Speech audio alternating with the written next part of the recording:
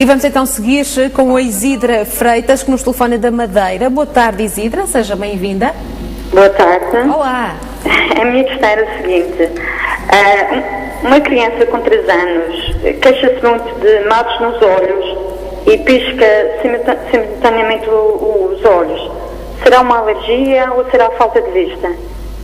Pisca dos olhos, e qual era o sintoma que eu não percebi, Isidra? Queixa-se, diz que tem matos nos olhos. Que tenho o quê? Não percebi. Matos nos olhos. O que é? Maços? Não percebi também. Matos. Como se fosse corpo estranho, é? Como se fosse Sim. É isso que se está a falar? Sim. Pronto, pode ser, mas repara, as crianças às vezes não explicam bem o que têm. Com 3 anos de idade, de uma maneira geral, em todas as crianças é uma data importante para ir a um oftalmologista, porque as crianças já colaboram com 3 anos de idade. Imagine que essa criança vê mal, e se vê mal pode coçar muito os olhos, porque imagine você, por exemplo, se estiver a ver turvo, uma criança se estiver a ver turvo, se calhar acha que tem qualquer coisa à frente dos olhos que impede de ver, então começa a coçar os olhos, ou pisca muito os olhos. Portanto, era importante ser visto, porque ela pode ter uma miopia, um astigmatismo, algum erro refrativo, e, portanto, pode, pura e simplesmente, precisar de óculos. Para além disso, pode ser uma criança, como dizia muito bem, que pode ter alergias. E, portanto, as alergias também provocam prurido, vontade de coçar os olhos, sensação de corpo estranho, lacrimejo, o olho irritado, as pálpebras inchadas, enfim, vários sintomas. Para além disso, também pode ser uma criança que pode não ter nenhum problema destes e, pura e simplesmente, estar muito tempo a ver televisão, ou estar muito tempo a jogar PlayStation ou aqueles jogos que eles jogam. Isso também pode provocar vontade de coçar os olhos, também pode provocar essas queixas que você falou, sensação de corpo estranho. Porquê? Porque quando nós estamos a fixar, e isso é muito vulgar nas crianças que passam horas e horas em frente ao monitor, piscam menos os olhos, cerca de 4 vezes menos do que o normal, e isso vai secar a superfície do olho e podem ter queixas por causa disso. Portanto, está a ver que tem aqui 3 razões pelas quais deve ser investigada essa criança de 3 anos, saber se de facto precisa de usar óculos ou não, se tem alergias ou não, ou então são os hábitos que ela tem do dia-a-dia que estão a provocar esses sintomas. Percebeu, Isidra?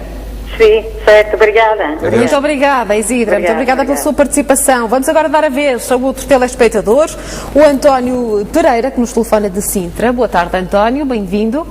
Muito boa tarde. Olá. Um desejo de boa Páscoa para vós e obrigado pela oportunidade que me estão a dar. Muito obrigada, António. Venham ali as suas questões. Eu tenho 70 anos e desde os 50 anos comecei a ter uma perca de visão por vista cansada.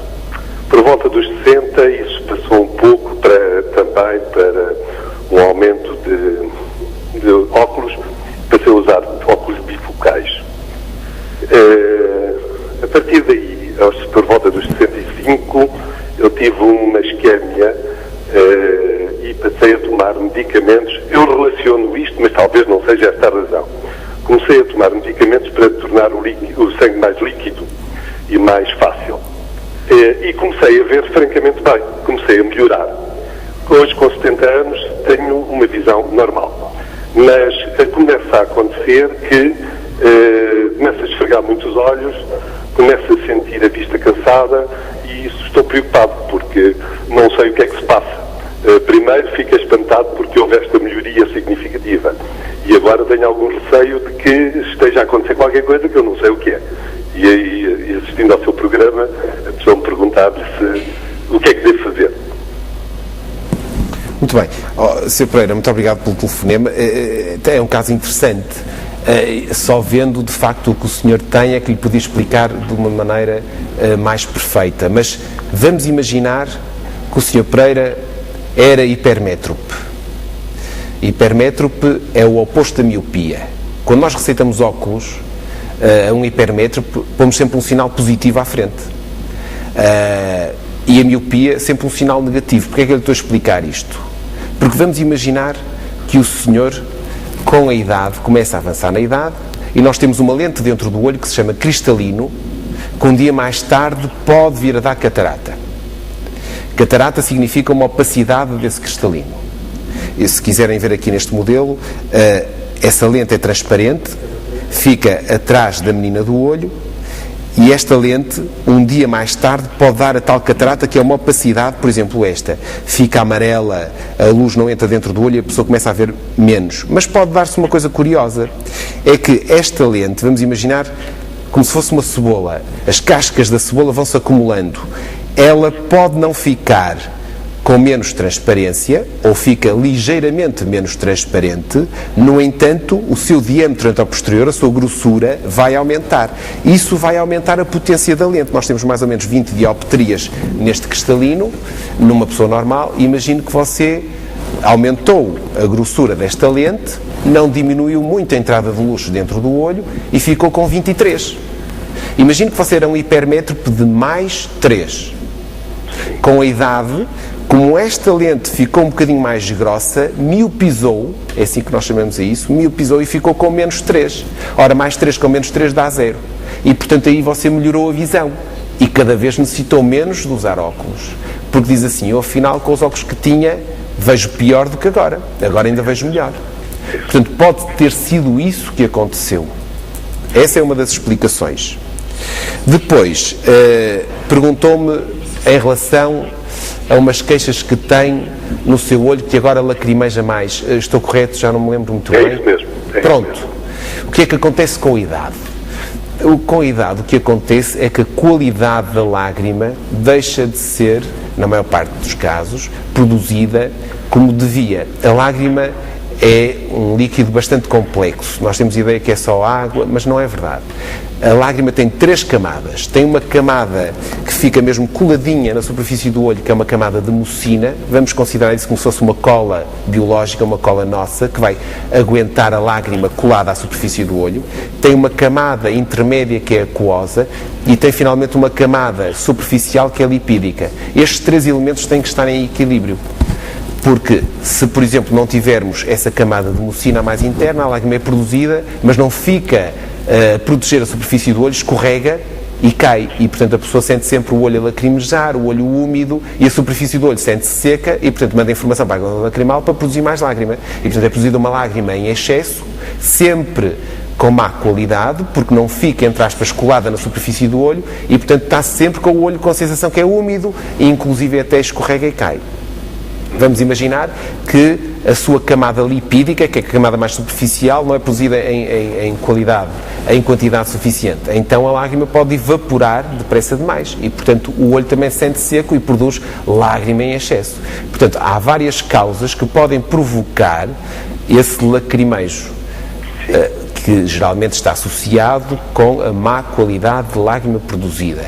Agora, se você, ainda por cima, for uma pessoa que gosta muito de ler, gosta muito de estar a ver televisão, gosta muito de estar ao computador, então, como eu disse há pouco, quem fixa, pisca menos os olhos. E, portanto, se pisca menos, a lágrima não se renova. Só para ter uma ideia, nós produzimos 1 gota de lágrima por minuto. E, portanto, se nós piscamos menos, a superfície do olho seca e, portanto, vai ter um ciclo vicioso. Vai ter uma má qualidade de lágrima, o olho vai produzir, não vai renovar a lágrima que você tem e, portanto, tem sempre queixas. Geralmente o que nós fazemos, há várias atitudes terapêuticas para estes casos, mas o que nós fazemos é receitar um substituto, uma lágrima, uma gota artificial que vai lubrificar o seu olho sempre que ele se sente seco, sabendo sempre que essa lágrima que nós oferecemos ao paciente não tem as mesmas características, nem é tão eficaz como uma lágrima natural. É por isso que nós dizemos, ponha uma gotinha destas no seu olho sempre que sentir queixas. E, portanto, pode pô-las várias vezes por dia. E eu penso, Sr. Pereira, que o seu problema podia começar por aí, comprar uma lágrima artificial, um lubrificante ocular, e ir pondo várias vezes ao longo do dia. Vai ter dias em que está melhor, dias em que está pior, até equilibrar e saber mais ou menos com que frequência é que deve lubrificar os seus olhos. Se não passar, deve consultar um oftalmologista. Muito obrigado. Está bem, António? Está bem, está ótimo. Muito obrigado. Então. António, siga os conselhos do Sr. Doutor. Muito obrigada pela sua participação no consultório. Vamos seguir com o José Moreira, que nos telefona de Vila Nova de Gaia. Boa tarde, José. Bem-vindo. Boa tarde, menina. Olá. Venham daí as suas dúvidas, José. Boa tarde, Maria. José Moreira. Olha, eu gostava de falar com o Sr. Doutor e boa tarde para o Sr. Doutor também. Portanto, eu tive um acidente aqui em novembro, salvo erro, 25 de novembro, foi 25 de novembro. E acontece que eu tive um trauma de hemocraniana e, portanto, faturou-me um bocado as vistas. Eu faltaram-me as vistas. Eu fui ao Santo Silva, ao hospital, e fui lá ao oftalmologista e eles receitaram-me os óculos. E eu, sem saber, portanto, eu fui internado no Santo António. Depois tive volta e fiquei a ver um bocado mal, portanto, quer dizer, não vejo mal, mas com os óculos até vejo melhor. Estou a olhar para a televisão neste momento, até tenho óculos, estou a ver mais ou menos.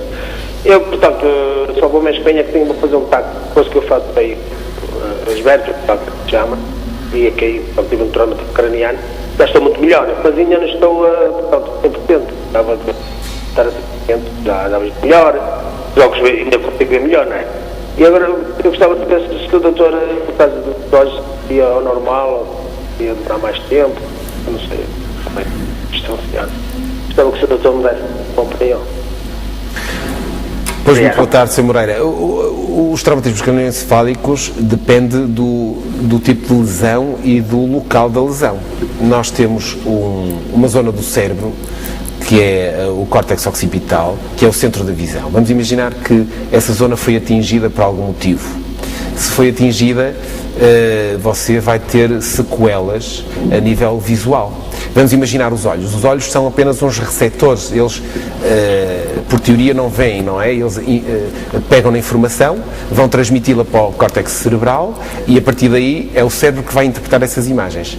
Portanto, se você tiver lesões a nível do córtex cerebral, se esse traumatismo cranioencefálico causou lesões a nível desse córtex, depende do local da lesão, você vai ter diminuição de visão, vai ter zonas que podem estar afetadas.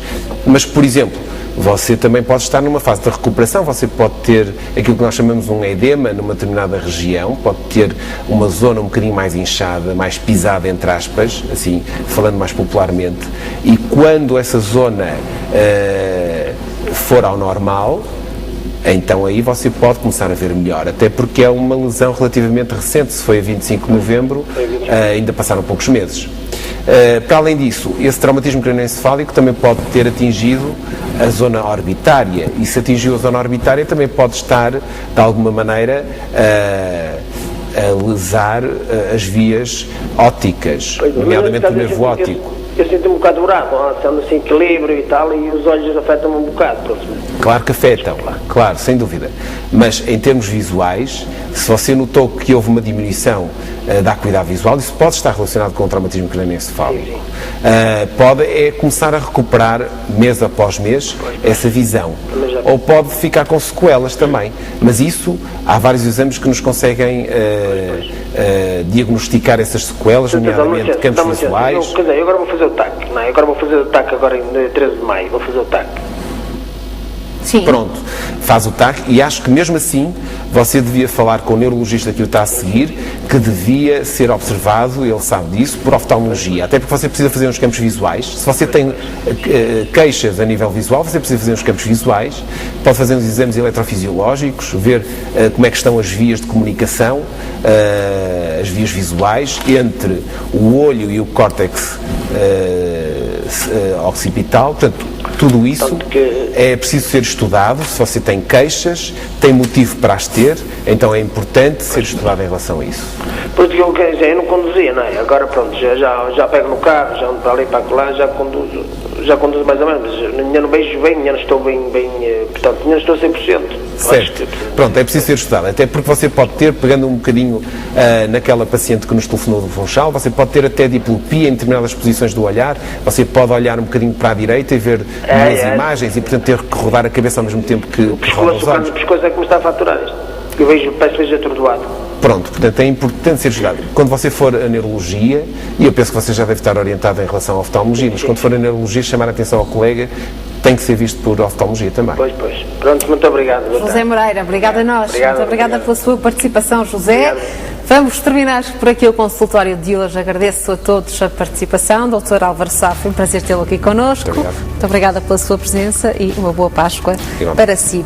Agradeço a todos a participação no programa de hoje. Já sabe que o consultório está de volta agora na terça-feira. Até lá, cuide de si, tenha uma vida saudável e uma boa Páscoa.